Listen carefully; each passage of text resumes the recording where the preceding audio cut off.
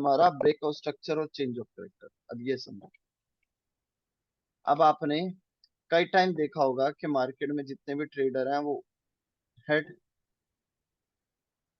और नेकलाइन पे एक लाइन लिख के बैठते।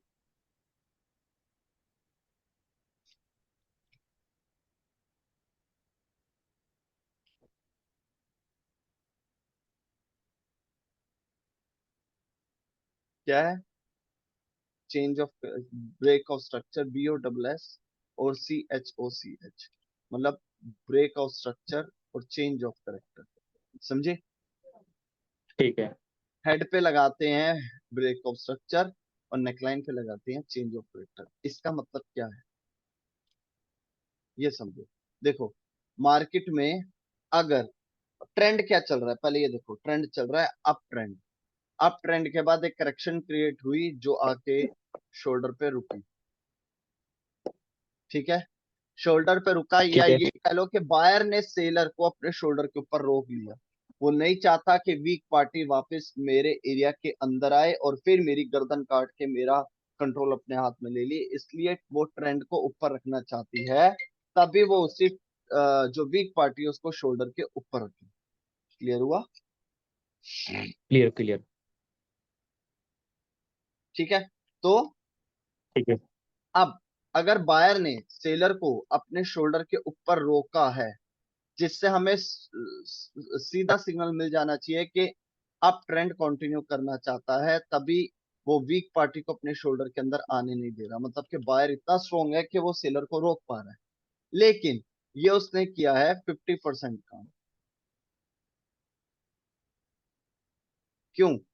अभी बायर ने ये करा है कि जो वीक पार्टी थी उसको अपने एरिया के अंदर आने नहीं दिया। राइट?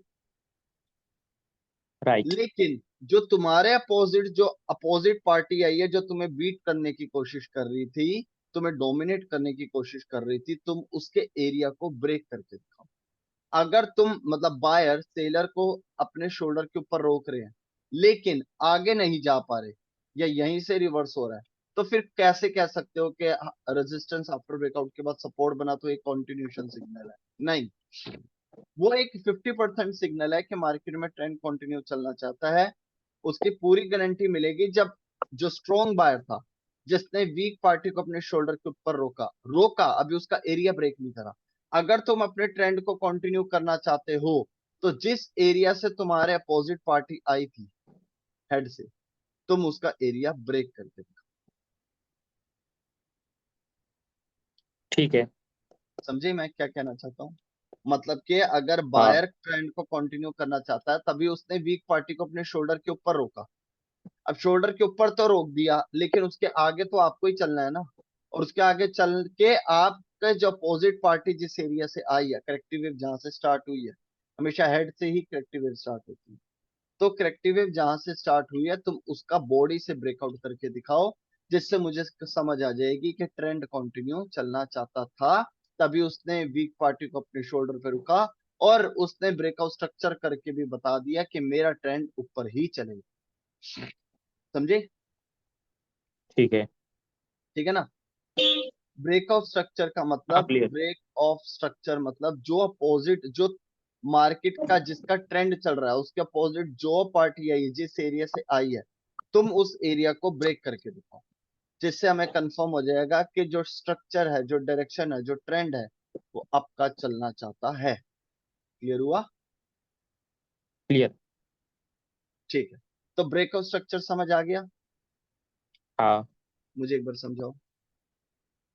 जैसे कि मतलब मार्केट अप ट्रेंड के अंदर है, उसमें जो करेक्टिव वेव आती है, जो सेलर्स आते हैं वो हेड तक आते हैं और मतलब उनको बायर रोक देते हैं, भाई तुम हेड के शोल्डर ऊपर तक रहो, आते ओ हैं sorry bro, soldier soldier shoulder के ऊपर रहो।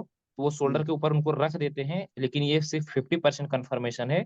और हाँ, उसके बाद अगर मार्केट यहाँ से जाके उनका जहां से एंट्री पॉइंट है, या फिर बोलते हैं हेड हेड को अगर वो ब्रेकआउट करती है तो हम उसको हम्म, बोलेंगे ब्रेक ऑफ स्ट्रक्चर, क्योंकि उन्होंने उसको एंट्री पॉइंट ब्रेकआउट कर दिया है।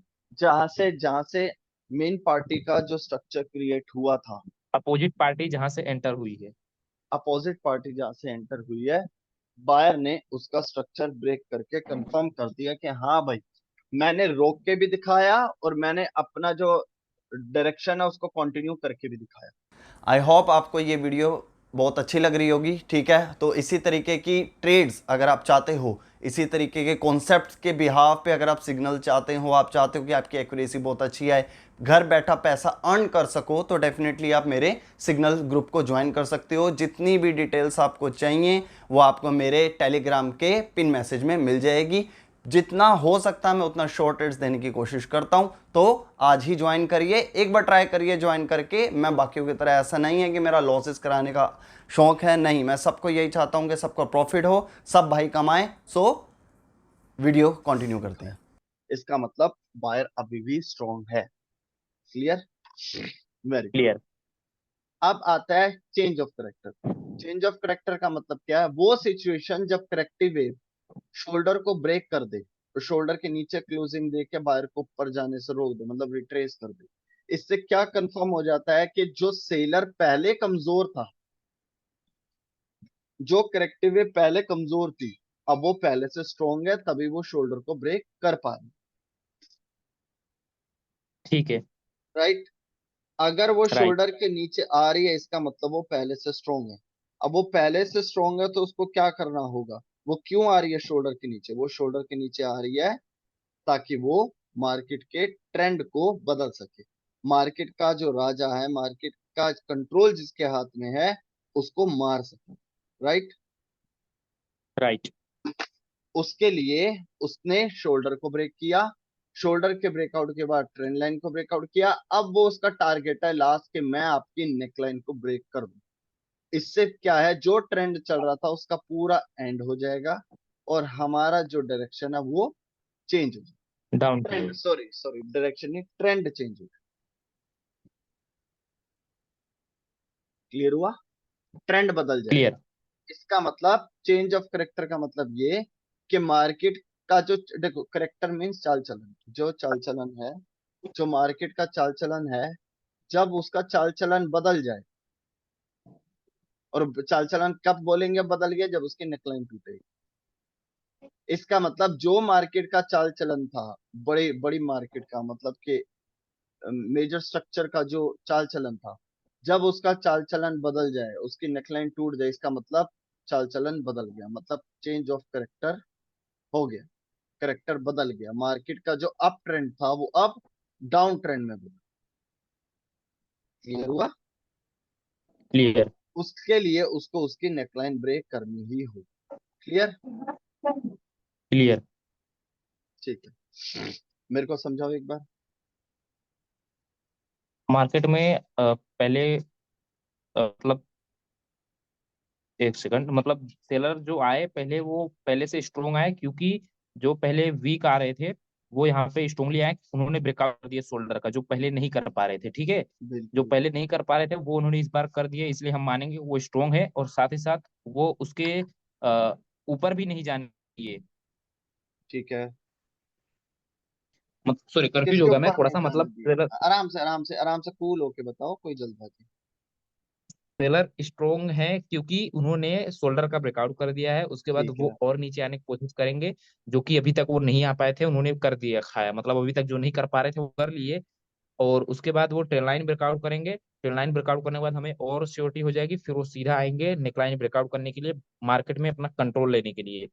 और ठीक है। वो जैसे ही नेकलाइन ब्रेकआउट करते हैं उसको रिटेस्ट करेंगे, वहां से कंटिन्यू कर जाएंगे। तो हम मान लेंगे कि हमारा चेंज ऑफ कैरेक्टर हो चुका है, ट्रेंड बदल गया, वेरी गुड। ट्रेंड बदल चुका है। जल्दी कैच कर लेते हैं।